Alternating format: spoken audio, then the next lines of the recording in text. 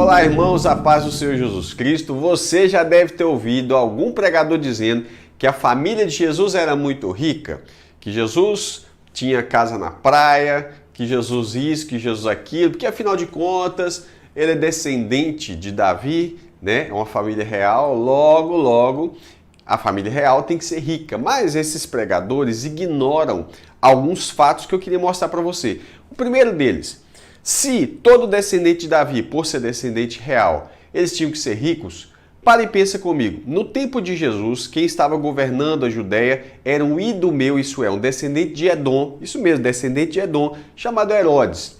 Outra coisa, o povo de Davi não estava no controle do reino. Outro detalhe, Davi teve vários filhos, muitos filhos mesmo. E aí você para e pensa, Salomão, um dos filhos de Davi, teve 1000 mulheres. Se cada mulher dessa tivesse apenas um filho, é óbvio que talvez nem todas tiveram filhos, mas algumas tiveram muitos filhos. Isso há 1000 anos atrás, 1000 anos antes de Cristo. Pensa quantos filhos de Davi tinha naquele tempo, quantos descendentes. Era muita gente. Então, essa ideia de que todo descendente de Davi era rico, isso é uma falácia, uma vez que a família de Davi não estava no poder naquele tempo. Pare e pensa comigo sobre isso. Mas eu queria mostrar alguma coisa mais importante na lei de Deus que aponta para Jesus e para a família de Jesus naquele tempo. Fica atento aí. Levítico 12 fala assim: o Senhor disse a Moisés, é um capítulo pequenininho, pega sua Bíblia aí. Diga aos filhos de Israel, se uma mulher conceber e tiver um menino, ficará impura 7 dias, ou uma semana. Como nos dias da sua menstruação ficará impura. Eu li esse texto só para você entender que há uma conexão do tempo da menstruação e também desse período em que a mãe vai ser considerada impura cerimonialmente, ok? E essa impureza aqui, ela vai ser só nessa primeira semana, no caso do menino. Como é que funciona?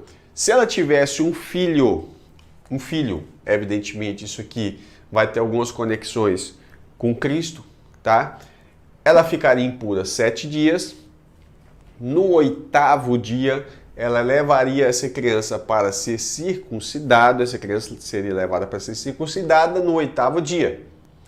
Então ela ficaria 7 dias nesse primeiro momento de impureza e nos outros 33 dias também, totalizando 40. 40 fala de provação, fala de muita coisa. Mas eu queria me ater a um detalhe. Gênesis 17, do 9 ao 14, fala também sobre o 8º dia, onde os filhos de Abraão seriam circuncidados. Então, o que está acontecendo aqui na lei de Moisés é uma adaptação desse mandamento que Deus já tinha falado para Abraão, tá bom? Se fosse uma menina, aí seriam 2 semanas e mais 66 dias, tá? Não há muita explicação que seja consistente o porquê de 7 para 14 e 33 para 66. Não há uma explicação muito fácil sobre isso. Talvez, se alguém souber alguma coisa, seria bom compartilhar com a gente nos comentários, tá bom? Mas vamos lá. Então ela ficaria impura nesse primeiro momento e no segundo momento seria o seguinte: ela não poderia tocar em nenhuma coisa santa e também não poderia entrar no santuário. O santuário aqui pode ser o tabernáculo, enquanto ele estava de pé, ou o próprio templo, quando já não havia mais um tabernáculo. Então o santuário abrange os dois. É até interessante que há essa informação, tá? Então aqui ela estava impura, como nos dias da menstruação. Então você vai ver o seguinte: o Talmud vai dizer que nesses 7 dias ela não poderia ter relações com seu marido, mas aqui ela só estaria impura cerimonialmente, como o texto parece sugerir. Já os caraítas e também os saduceus, eles vão dizer que não, o marido não poderia ter relação com ela em momento algum, até que se cumprisse os 40 dias ou os 80 dias aqui no caso da menina, tá? Seja como for, uma coisa é certa, ela nesse segundo momento ela ficaria impura, como a Bíblia fala, ela ficaria impura para as coisas sagradas, tá? Então ela não poderia tocar nenhuma coisa santa e também não poderia entrar no tabernáculo durante esse período. O que acontece? Passado esse período, eles vão fazer o quê? O marido e a mulher vão lá no templo, ou no tabernáculo, no santuário, vamos dizer assim, e eles vão levar um cordeiro de 1 ano para o holocausto e um pombinho ou uma rolinha para expiação de pecados, tá bom? Então isso aqui é a regra. Agora eu pus um asterisco aqui, por quê? Porque se fosse uma família pobre, que não tem condições de levar um cordeiro, então ela levaria 2 rolinhas ou 2 pombinhos. Um seria para o holocausto e um seria para expiação de pecado. Legal isso aí? Beleza.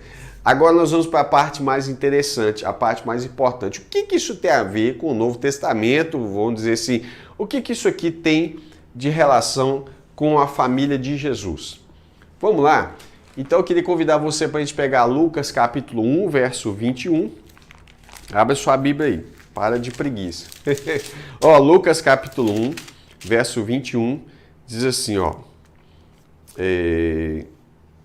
Ao se completarem 8 dias, 8º dia, quando o menino foi circuncidado, deram-lhe o nome de Jesus. Esse nome tinha sido dado pelo anjo antes de o menino ser concebido. Inclusive, é o anjo que aparece lá em sonho para José, ok? Então, José vai dar esse nome para Jesus ao 8º dia. Verso 20. Então, aqui no 8º dia, acontece a circuncisão, que você já sabe, certo? Verso 22. Passados os dias da purificação, de quem? De Maria, da purificação deles e o menino, segundo a lei de Moisés, levaram o menino a Jerusalém para apresentar ao Senhor. Estão indo ao santuário. Conforme o que está escrito na lei do Senhor, todo primogênito será consagrado ao Senhor. Isso aí você vai ver aqui em Levítico 12. E aí fala assim, e também foram para oferecer um sacrifício segundo o que está escrito na lei, um par de rolinhas ou 2 pombinhos. Inclusive, eu falei aqui de Levítico 12, mas esse texto, tem um texto mais importante aqui, se eu não me engano, está em Êxodo, tá? E aí, vamos lá. Esse texto está em Êxodo 13, verso 2, que fala assim, consagre-me todo primogênito, né? E também no verso 12, apartará do Senhor todo primogênito, aí já é dos animais, mas primeiro fala dos homens. Então, Êxodo 13, verso 2, tá? Vamos lá. E também foram para oferecer um sacrifício, olha, José e Maria foram oferecer um sacrifício, segundo o que está escrito na referida lei, um par de rolinhas ou 2 pombinhos. Então veja bem, a oferta de Maria e de José é a oferta da família pobre. Eles levaram 2 rolinhas ou 2 pombinhos, um para o holocausto e um para expiação de pecado. Então, essa ideia de que Jesus nasce numa família rica, isso é ideia baseada em teologia da prosperidade, de homens gananciosos que querem ser triunfalistas, mas isso não tem nada a ver com Bíblia. Está vendo a importância de conhecer a lei de Deus para entender o Novo Testamento? Isso envolve várias áreas. A Bíblia cita no Novo Testamento várias vezes o Antigo Testamento, mas se a gente não conhecer, a gente não vai saber as coisas. Tão importante quanto essa. Agora a grande pergunta é, será que José e Maria levaram apenas 2 rolinhas ou 2 pombinhos? Será que eles não tinham um cordeiro? Será que... E aí eu paro e penso, Jesus não é exatamente a realidade desse cordeiro que era oferecido pelas famílias mais abastadas? Ricos financeiramente eles não eram, mas com certeza eles eram a família mais rica da história. Que Deus te abençoe. Vou deixar o quadro limpo para você e que você guarde isso. Maria e José levaram sim um cordeiro, mas é o cordeiro de Deus que tira o pecado do mundo, que mais tarde foi sacrificado por todos nós. Que Deus te abençoe. Até o próximo estudo, se Deus quiser.